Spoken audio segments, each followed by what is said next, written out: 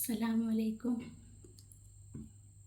നിന്നുള്ളിലെ മോഹം സ്വന്തമാക്കി ഞാനും, എൻ നെഞ്ചിലെ ദാഹം നിന്റേതാക്കി നീയും.